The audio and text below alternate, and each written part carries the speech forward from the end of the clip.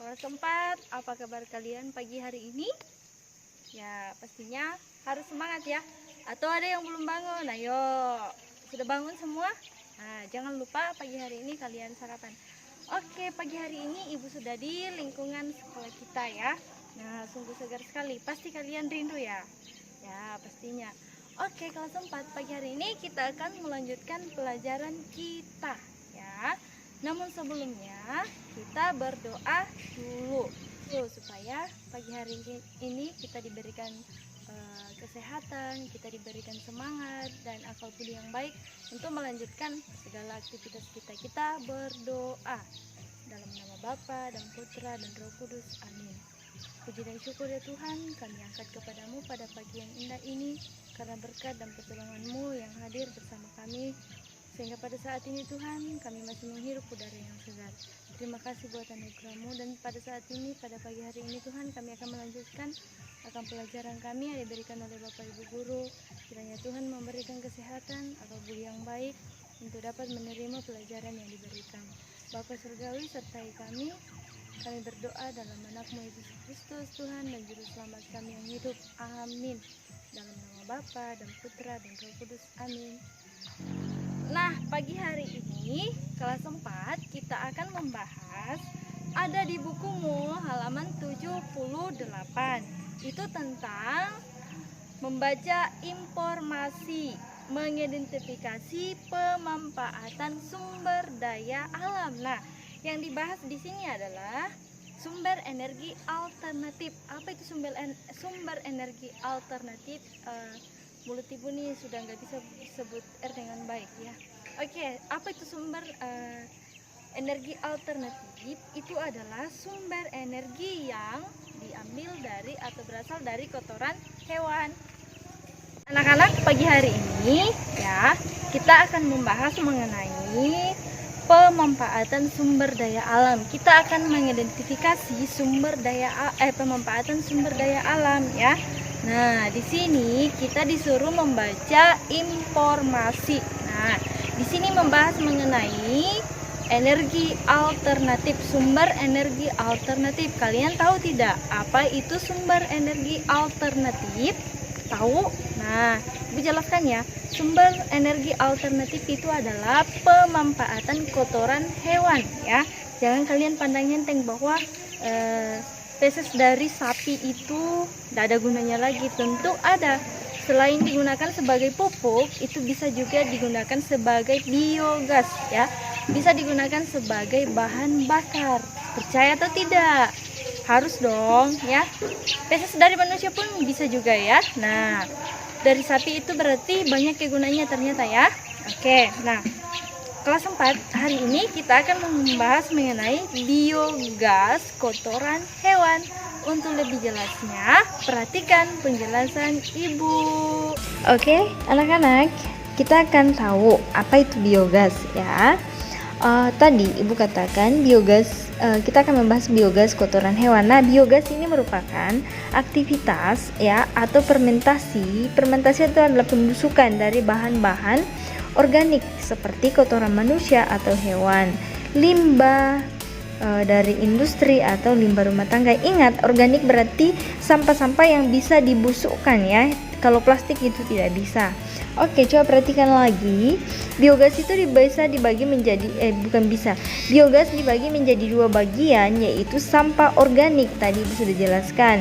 Kemudian limbah itu berasal dari kotoran manusia atau kotoran hewan atau maupun dari limbah industri. Nah, anak-anak, ini ya pemanfaatan mengenai biogas. Kita akan lihat di sini, kita akan fokus pada biogas dari kotoran hewan, yaitu coba perhatikan ya. Di sini ada sapi. Nah, kalian tahu sapi ini bisa membuang kotoran ya. Nah, kotoran sapi ini kita bisa manfaatkan lagi. Selain sebagai pupuk, itu bisa digunakan sebagai bahan bakar pengganti LPG untuk memasak ya. Yang pastinya kotoran dari sapi ini difermentasikan dulu. Lihat dari atas ada arahnya ya. Kemudian difermentasikan itu gasnya itu bisa digunakan sebagai bahan bakar untuk memasak. Kemudian ampasnya itu bisa diolah menjadi pupuk. Nah, coba perhatikan bahan bakar dari kotoran hewan ini yang disebut sebagai biogas. Pemanfaatan biogas lebih hemat. Ingat, lebih hemat dibandingkan dengan penggunaan LPG. Kita tidak perlu mengeluarkan banyak biaya ya, karena kita sudah menyediakannya sendiri. Oke, coba perhatikan. Pembuatan biogas itu memerlukan peralatan yang dipasang khusus ya. Coba lihat di buku kalian, di situ limbah diolah menjadi pupuk. Nah, di sini ada bak kontrolnya ya. Bak kontrolnya ini tempat untuk memfermentasikan atau membusukkan kotoran dari hewan ya. Dari kotoran hewan itu difermentasikan ya. Kemudian ibu tadi sudah katakan bisa ampasnya itu bisa digunakan atau bisa diolah menjadi pupuk ya. Kemudian gas untuk memasak. Jadi jangan kalian sembarang ambil nanti kotoran dari sapi baru minta orang tuanya untuk buat biogas. Bu, Ma, itu kotoran sapi bisa dibuat loh untuk memasak. Ingat ya anak-anak, itu ada peralatan khusus yang digunakan ya.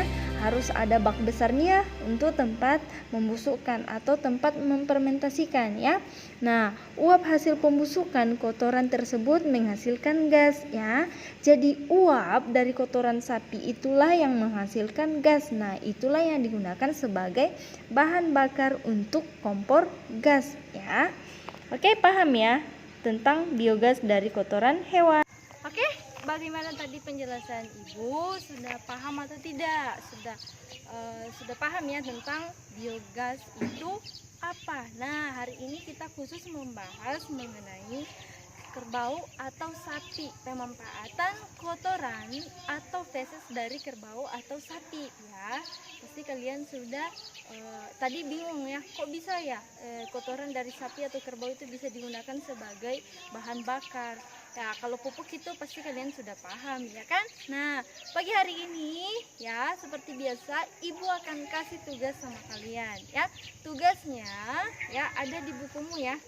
Tugasnya adalah mencari informasi lagi tentang manfaat lain dari sapi bagi manusia. Kamu cari manfaatnya lagi. Bisa membantu manusia atau tidak, bisa dimanfaatkan apanya yang bisa diambil manusia.